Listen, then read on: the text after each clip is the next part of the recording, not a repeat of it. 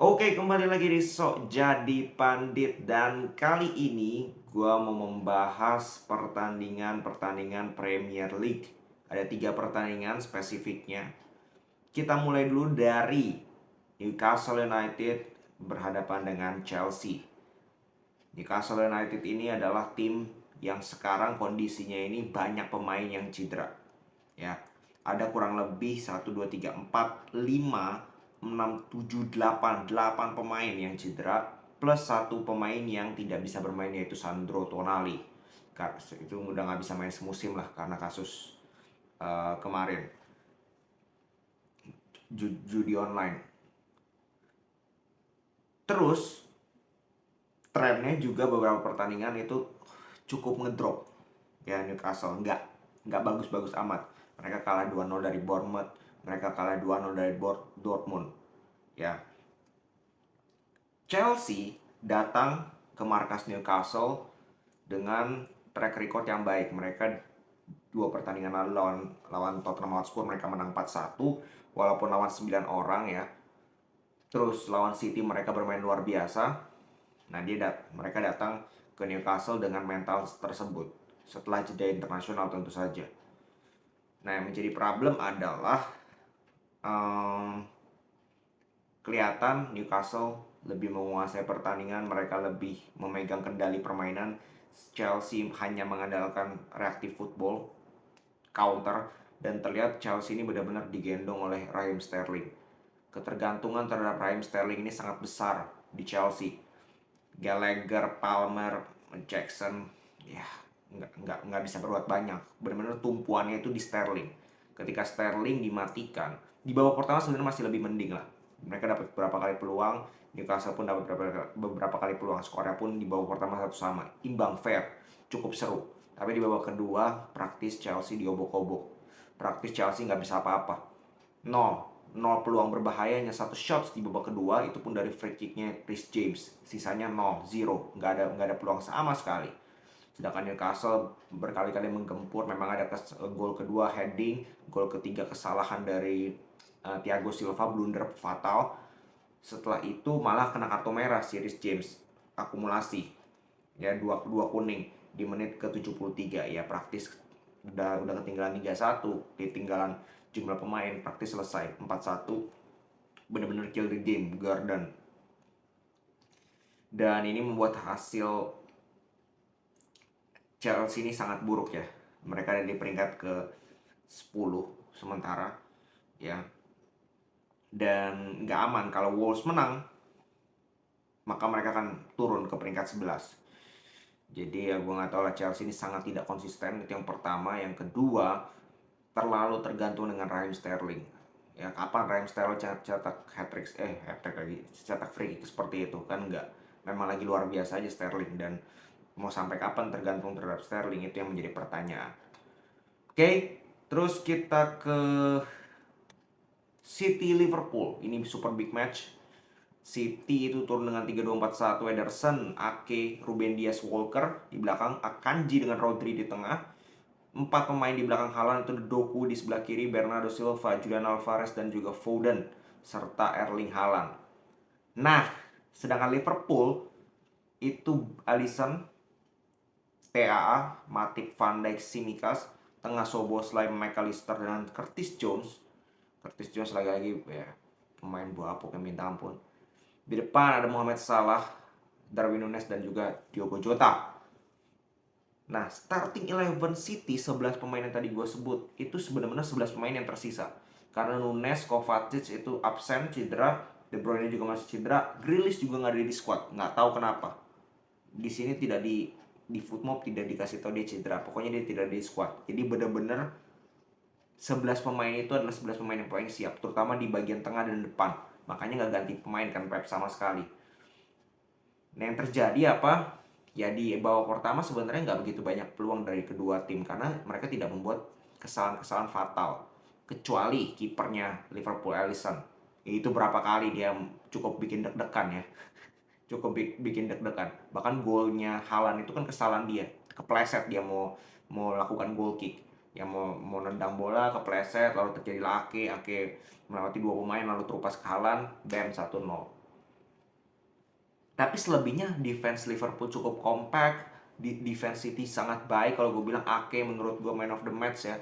Dia benar-benar menjaga kedalaman dengan baik, membuat Salah ini sangat kesulitan ya untuk mengembangkan permainan. Bayangkan kalau Salah itu kan sedang dalam performa yang luar biasa. Kalau sampai ini yang dipasang Guardiola itu beda cerita. Tapi Ake benar-benar sangat luar biasa bagi gue ya. Terus dapat di babak pertama paling cuma 2 peluang dari City, 2 peluang dari Liverpool, 1 gol, 1 si Foden dari jarak jauh yang tipis di save. Liverpool ada 2 dari Nunes, 1 heading, satunya yang tendang kaki kiri yang melebar. That's it. Masuk babak kedua praktis City lebih mendominasi, City lebih enak mainnya. Liverpool benar-benar ya kelihatan ngedrop sekali ya. Padahal mereka ganti beberapa pemain tapi nggak ngangkat juga ya, nggak ngangkat sama sekali. Mereka bertahan praktis, mereka dikendalikan oleh City. Cuman Liverpool is Liverpool. 1 kali peluang muncullah Trent Alexander-Arnold, tendangan yang sangat luar biasa, benar-benar ke pojok, sangat sulit bagi Ederson, sangat amat sulit. Assist dari Salah 1-1. Jelas ini menurut gue kehilangan 2 poin dari City karena mereka dapat lebih banyak peluang, mereka create lebih banyak peluang. Di babak kedua Haaland dapat 2-3 peluang tapi dia nggak bisa cetak gol juga. Doku juga kelihatan masih sangat kasar, berapa kali dia kehilangan bola karena kelamaan memegang bola. Ya nggak bisa dia salahin juga ya, karena Grealish kan nggak ada. Kalau Grealish ada mungkin Grealish yang akan main. Terus Bernardo Silva ya lumayan, Alvarez jeleknya minta ampun di pertandingan kali ini. Foden ya Rodri stabil, Walker juga lumayan bagus. Jadi City sebenarnya it's okay, nggak ada masalah. Mereka create peluang juga, cuman nggak klinikal aja di depan, kurang klinikal ya. Haaland di babak pertama 1 peluang 1 gol, di babak kedua 2-3 peluang nggak ada gol. Nah Liverpool ya Nunes kembali lagi membuktikan bahwa dia sangat tidak konsisten. Jota pun demikian, yang konsisten yang hanya Salah lagi. Kalau Salah dimatikan tadi kelihatan nggak ada yang bisa cetak gol, nggak ada yang bisa finishing. Beruntung muncullah Trent Alexander-Arnold sebagai penyelamat bagi Liverpool. Memang tidak mudah ya bagi Liverpool untuk meraih kemenangan di Etihad. Ya 3 pertandingan terakhir mereka hanya 2 kali imbang dan 1 kali kalah di Etihad. Jadi it's a good 1 point untuk Liverpool. Jelas sebuah arti kemenangan bagi Liverpool. Mendapatkan 1 poin dari Etihad tidak mudah sama sekali. Sedangkan untuk City ini kehilangan 2 poin. Ya, tapi yang paling senang siapa? Yang paling senang adalah Arsenal. Fans Arsenal. Karena di pertandingan lain Arsenal mampu menang 0-1 dari Brentford. Ini juga kemenangan yang sangat amat dramatis. Hampir saja mereka menyia-nyiakan peluang untuk bisa melompati 2 tim besar ini, City dan juga Liverpool. Tapi gol di menit-menit akhir oleh Kai Havertz membuat Arsenal sementara berada di peringkat 1 dengan 30 poin, City 29 dengan Liverpool 28. Kita masuk ke Arsenal sekarang.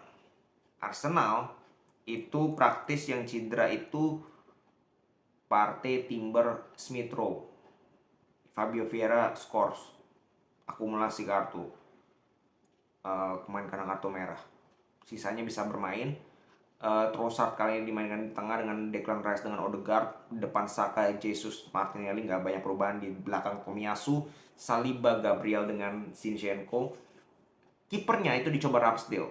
Nah Ramsdale ini kelihatan 2 kali di babak pertama itu hampir saja blundernya itu membuat Arsenal kebobolan. Terutama yang pertama itu gila, itu kalau nggak ada si Declan Rice itu udah 1-0, itu beda cerita. Karena terlihat Arsenal pun sangat amat kesulitan menembus pertahanan Brentford. Brentford itu kalau udah bertahan udah bersebelas dia. Udah benar-benar bukan parkir bus lagi, parkir tank, parkir tronton semua diparkir sama Brentford. Jadi Arsenal ini sangat kesulitan kelihatan menembus pertahanan berlapis dari Brentford. Ya, benar-benar 11 pemain loh di depan kotak penalti, gila. Dan ujung-ujungnya ya mereka mutar-mutar, crossing dapat gol dianulir dari Trossard. Tipis ya offside-nya, memang offside. Di babak kedua pun gak banyak perubahan, main oportunis dan benar-benar golnya itu lewat aksi yang oportunis ya, crossing dari Saka, ke tiang jauh. Havertz sundulannya luar biasa. Ugly win, ya ini ugly win, cuman ugly win is a win ya. Tetap 3 poin dan ini sangat penting. Mau ugly win mau apa, ini sangat penting. Menunjukkan apa mereka benar-benar ingin bersaing, mental mereka ingin bersaing untuk menjadi juara. Dan momen-momen seperti ini harus dijaga oleh Arsenal. Bahwa ketika ada kesempatan untuk melompati City maupun Liverpool atau kesempatan untuk menjauhi mereka secara poin, mereka harus manfaatkan. Arsenalnya harus manfaatkan, nggak boleh kehilangan momentum lagi, nggak boleh meremehkan, nggak boleh kehilangan poin yang tidak perlu. Dan ini mereka buktikan di pertandingan kali ini ya. Semoga ini tidak kebetulan ya. Mental ini harus dibawa oleh pemain-pemain Arsenal dan juga Arteta supaya di next pertandingan-pertandingan selanjutnya mereka tidak kehilangan poin secara cuma-cuma. Padahal mereka punya kesempatan kayak musim lalu lah, mereka benar-benar juara ini di depan mata, tapi di beberapa pertandingan terakhir kelihatan drop karena kesalahan mereka sendiri, terutama Arteta dalam tidak merotasi skuadnya sehingga skuadnya itu burn out. Skuadnya itu benar-benar udah capek, udah habis lah bensinnya. Nah di musim ini kan lebih banyak rotasi yang dilakukan oleh Mikel Arteta, bagus ya, tapi kita lihat seberapa konsisten mereka ya. Hingga akhir musim loh, mereka main di Champions League, mereka masih main di FA udah kesingkir, Carabao juga udah kesingkir, jadi tinggal Champions League sama di Liga. Jadi kita lihat bagaimana cara Mikel Arteta mampu membagi fokus dan juga para pemain mampu membagi fokus di Premier League dan juga di Champions League. Oke, jadi itu dulu untuk update review 3 pertandingan Premier League. Besok ada United dan juga ya mungkin gue bahas Madrid kali ya. Oke, segitu dulu. Salam sepak bola.